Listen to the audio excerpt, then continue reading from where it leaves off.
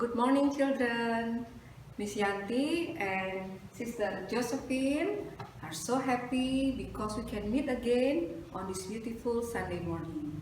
Before we start, let us fold your hands, bow our heads, and close our eyes. Let us pray. Good morning, Jesus. We give you thanks for this new day, for God's love and care in our lives. We want to rejoice, we want to praise you, and we want to learn more about you. Teach us to obey, and we surrender this time into your hands. In Jesus' name we pray. Amen. How are you this morning, children? Miss hope all of you are in good health. And happy heart is a good medicine. Have you heard about this before? Yes, Jesus wants us to have happy heart, to always rejoice and have joy in our heart. Like the song we want to sing, I've got the joy, joy, joy down in my heart. Let us sing this song together.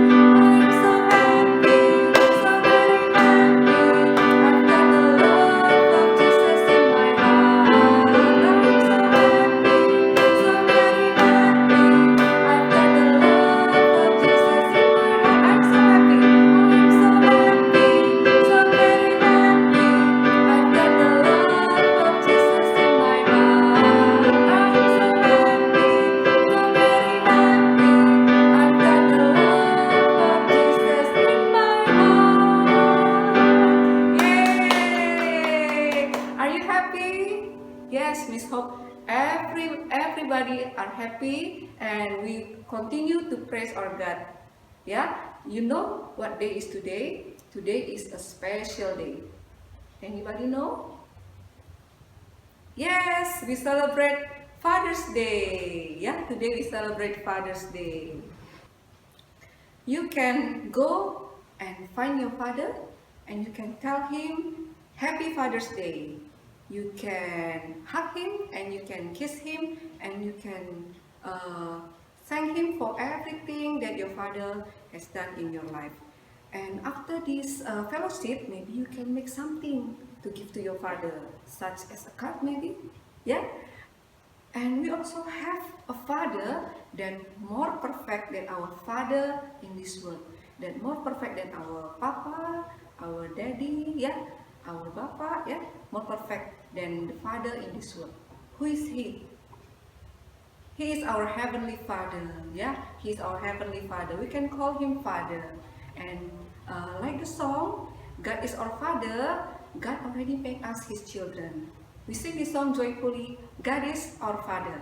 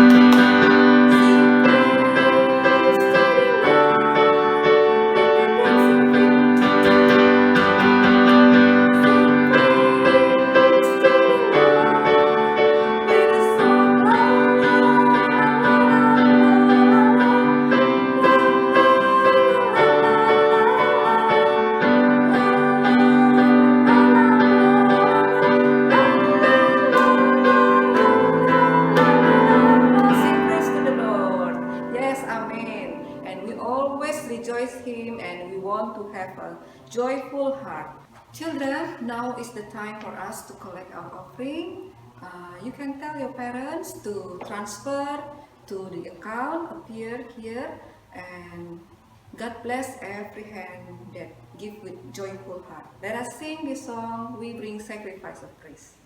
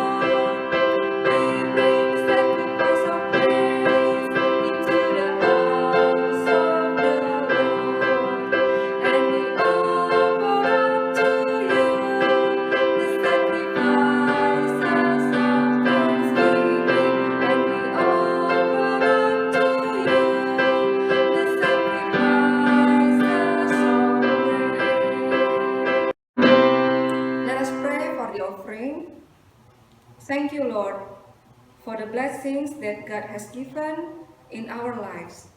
Bless each hand that has given an offering. Let this offering be used only for the glory of God's name. In Jesus' name we pray. Amen. Thank you, children, for singing and praising God with me. Now is the time for you to listen to God's words, and Miss Mahda will deliver God's message for all of us. See you again next week.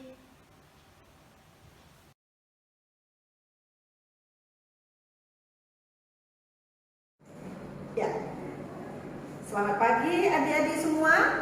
Happy Sunday to all of you. You already sing a songs and praise the God, and now this time to listen to the words of God. Are you ready with your Bible? Okay, so before we listen to the story of God, let us pray.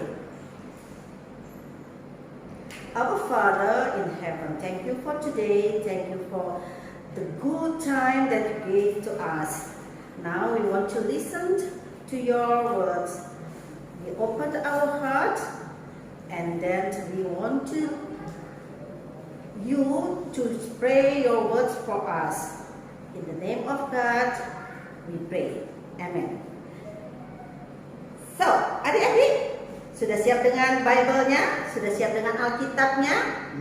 Baiklah, hari ini kita mau dengar apa yang dikatakan Alkitab tentang orang-orang jemaat di Filipi, ya. Nah, hari ini Alkitab bercerita tentang semangat dan kesatuan orang-orang di Filipi. Nah, adik-adik, kalau adik-adik ingin sesuatu yang ingin orang lakukan itu adik-adik, apa yang harus adik-adik perbuat? Tentu kita melakukan sesuatu dulu, barulah kita menerima feedbacknya. Nah, hari ini Alkitab bercerita bagaimana jemaat di Filipi adalah jemaat awal dari kekristenan, ya. Nah, bagaimana jemaat di Filipi ini meleburkan, menyemangati, menguatkan Rasul Paulus. Siapa yang tahu Rasul Paulus?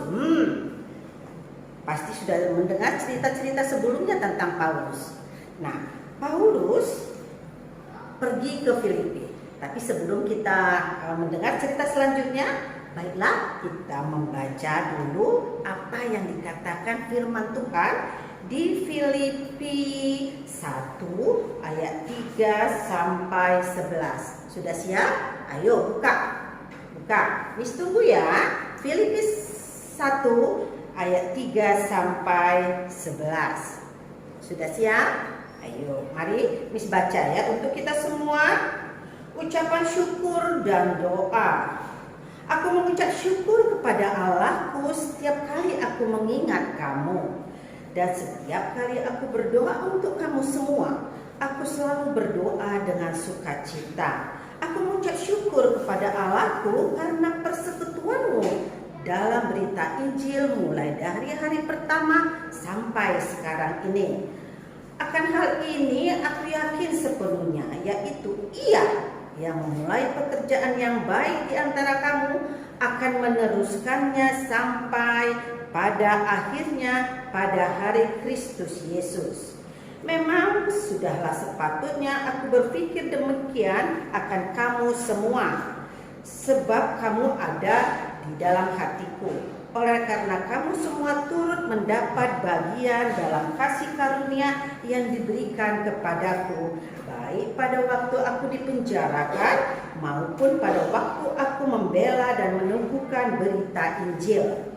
Sebab Allah adalah saksiku betapa aku dengan kasih mesra Yesus Kristus merindukan kamu sekalian. Dan inilah doaku, semoga kasihmu makin melimpah dalam pengetahuan yang benar dan dalam segala macam pengertian, sehingga kamu dapat memilih apa yang baik, supaya kamu suci dan tidak bercacat menjelang hari Kristus, penuh dengan buah kebenaran yang dikerjakan oleh Yesus Kristus untuk memuliakan dan memuji Allah. Nah, ini ucapan siapa ya? Ini adalah surat Paulus ke jemaat di Filipi. Loh kenapa ya Paulus kok kirim-kiriman surat ke jemaat Filipi? Ya, Paulus tidak bisa melupakan jemaat di Filipi. Karena apa? Jemaat di Filipi adalah jemaat yang memberi semangat kepada Paulus, mendoakan Paulus senantiasa. Ya, mereka saling menguatkan satu sama lain, saling meneguhkan satu sama lain, sehingga Paulus dapat melakukan pemberitaan Injil di Makedonia. Maka Filipi itu adalah sebuah kota kecil di Makedonia. Kalau kita lihat peta Eropa, dia itu kota kecil di bagian Eropa. Ya, nah Paulus mempunyai pengalaman yang indah di Filipi. Ya, nah saat Paulus pergi ke Filipi, ada satu masa dia dengan Silas waktu itu ya, teman seperjalanan Paulus bernama Silas.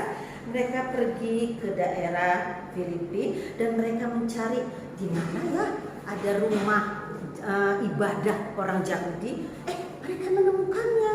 Di sana mereka bertemu dengan seorang perempuan yang ternyata dia penjual kain ungu bernama Lydia.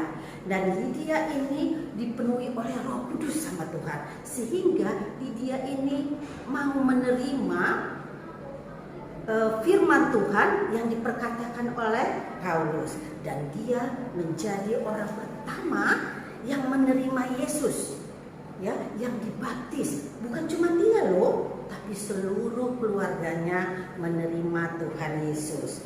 Nah, tetapi bukan cuma maksud saya begini. Kalau kita berbuat baik, pasti ada orang yang tidak suka. Dan tidak semua loh orang-orang di Filipi itu bisa menerima si Paulus, pengajaran Paulus. Ada yang gak suka juga. Nah, ada seorang yang perempuan yang mungkin tukang tenun ya, dan dia itu ribut kesana kemari, dan kemudian singkat ceritanya dia mencela si Paulus. Dan Paulus kemudian menghadik perempuan itu. Oleh karena perbuatannya itu, banyak orang yang kemudian tidak datang lagi kepada tukang tenun itu. Lalu apa? Tukang tenun itu kehilangan pencahariannya. Dia kemudian pergi sama bos-bosnya, dan bos-bosnya mengatakan, kita penjarakan aja si Paulus. Singkat cerita, Paulus dan Silas dipenjarakan di Filipi. Tetapi Paulus dan Silas tetap bersuka cita meskipun mereka di dalam penjara. Lalu apa yang mereka lakukan? Mereka memuji-muji Tuhan di dalam penjara. Mereka berdoa di dalam penjara. Di sekitar mereka juga ada tawanan-tawanan lain. Tawanan-tawanan lain itu terheran-heran melihat Paulus kok penuh sukacita ya, meskipun di dalam penjara. Kok enggak beremut-remut atau marah-marah ya? Kok Silas kok tetap bernyanyi-nyanyi seperti tadi, nyanyi-nyanyi praise kita kepada Tuhan? Wah, luar biasa. Pada suatu malam terjadilah yang tidak mereka duga-duga. Saat mereka bernyanyi, saat mereka memuji Tuhan, tiba-tiba apa? Wih, gempa, gempa. Rantai mereka, rantai-rantai yang mengikat mereka terlepas semua. Terlepas? Apakah mereka lari?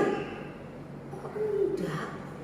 Tetapi penjaga penjara ketakutan. Aduh, gimana ini? Gimana ini? Mereka tawanan semua lari. Nanti saya pasti dimarah bos saya, dimarah kepala penjara, ya, dimarah atasan saya kalau semua tawanan lari.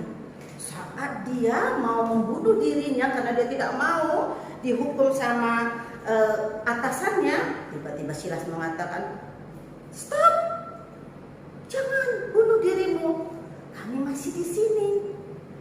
Lalu terkejutlah kepala penjara dan dia mendekati Paulus. Dan Paulus apa yang dilakukannya? Oh, dia berdoa untuk kepala penjara. Dan kepala penjara pun mengundang mereka ke rumahnya, membasuh kakinya. Yang paling utama dari sikap Paulus adalah apa? Kepala penjara dan seisi keluarganya, seisi rumahnya menerima Tuhan Yesus. Nah, ini apa kejadian seperti ini? Kenapa? Karena jemaat-jemaat di Filipi itu saling menguatkan, saling mendoakan, saling meneguhkan satu sama yang lain. Sehingga pemberitaan Paulus, apa yang dilakukan Paulus itu dapat menguatkan Paulus untuk memberitakan Injil, ya, kesatuan iman mereka, ya. Jemaat di Filipi adalah jemaat yang mula-mula, ya, mereka menjadi orang Kristen mula-mula, ya. Nah, dari kisah cerita ini apa yang bisa kita ambil? Adik-adik, apa yang bisa kita ambil? Coba kalau kamu bersikap seperti jemaat di Filipi. Kamu rajin berdoa, kamu rajin ke gereja, kamu melakukan yang baik. Perlakuan baikmu akan memberkati orang. Sikap tulusmu akan diikuti orang. Ya, kesetiaanmu mengikut Tuhan akan menjadi kamu akan menjadi panutan orang. Apa yang bisa kita syukuri, ya, dari jemaat di Filipi ini? Teladan jemaat di Filipi, mereka adalah orang-orang Kristen mula-mula. Mereka tidak bersungut-sungut, mereka mengucap syukur untuk segala apa yang diberitakan Paulus kepada mereka. Ya. Nah, adik-adik, marilah kita sebagai orang Kristen buang kesombongan. Kalau kamu mempunyai sesuatu, bagikan seperti juga Paulus. Dia datang ke Filipi mungkin tidak membawa apa-apa, tetapi masyarakat Filipi membantu mereka, menolong mereka, saling tolong menolong. Mereka tahu ada hamba Tuhan yang datang. Nah, mereka saling menguatkan di situ. Nah, kita mungkin kamu mengatakan, apa yang harus saya saya lakukan, Miss? Kan saya masih kecil. Apa ya yang kita lakukan kalau kita mau meneladani orang Filipina? Ada loh. Kita tidak harus seperti orang Filipina tentunya, tapi sikap kita, ya, perlakuan kita, memberi senyum kepada teman juga adalah perbuatan kekristenan, ya. Berbuat baik, sikap yang baik, tutur kata yang baik itu menjadi teladan untuk kita tunjukkan kepada orang. Nah, baiklah adik-adik, saya rasa cuma sampai sekian ini firman Tuhan hari ini. Kita boleh belajar, kita boleh menerapkannya di dalam kehidupan sehari-hari. Rajin bersekutu, rajin membaca Alkitab yang paling utama. Siapa yang membaca Alkitab setiap hari? Ada kan tuntunan bacaan Alkitab untuk anak-anak? Kalau nggak ada, bilang sama mama, sama papa, ayo mari buka Google, ada loh bacaan anak-anak setiap hari untuk doa saat teduh anak-anak. Baiklah, kita tutup hari ini sampai di sini firman Tuhan. Minggu depan jangan lupa tetap hadir di dalam ibadah live streaming Sekolah Minggu Wesley. Tuhan memberkati kita semua. Sampai jumpa. Happy Sunday. Bye-bye.